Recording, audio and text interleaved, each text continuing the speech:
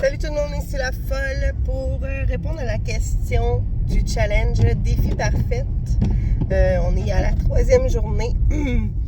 Ce challenge a été créé par Papa DM, une chaîne YouTube que j'adore et un homme que j'aime encore plus. Et bon, pour la question numéro 3, qui tournait autour de quelle serait la menace dans une partie parfaite pour vous, dans votre partie parfaite.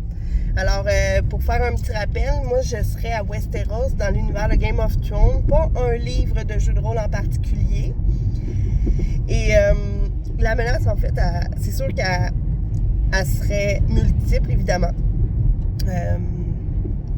Le maître que j'ai présentement autour de la table, qui me fait jouer une game, c'est Pilule Rouge, Christophe de Pilule Rouge. Puis, il m'a appris que l'important, c'est d'aller où que les joueurs sont intéressés d'aller. T'sais.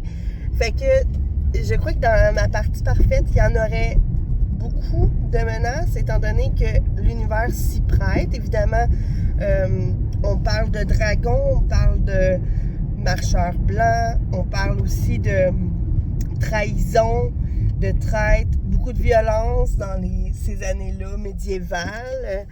Médiévales, ouais, c'est ça, mais fantastique. Fait que, tu sais, la menace, ça pourrait être autant le pouvoir, la dominance, l'allégeance à certains clans. Ça pourrait être des monstres, comme j'ai mentionné, les dragons. Ça pourrait être les marcheurs, les familles.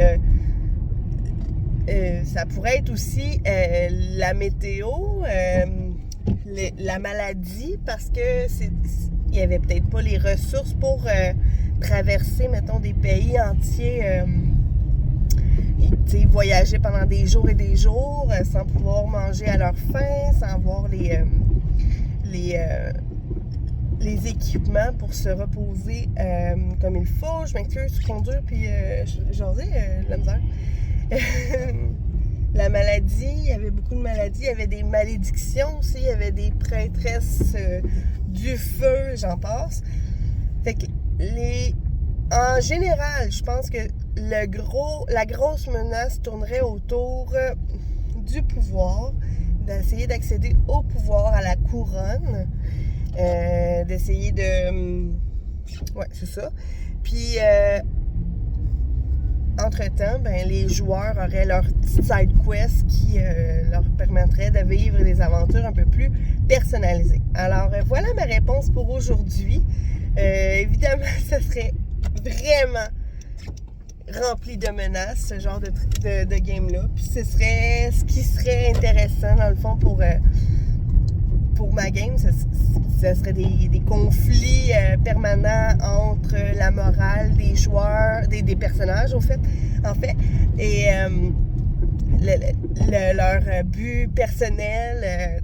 Bon, voilà. Alors, j'arrête parce que là, c'est ça.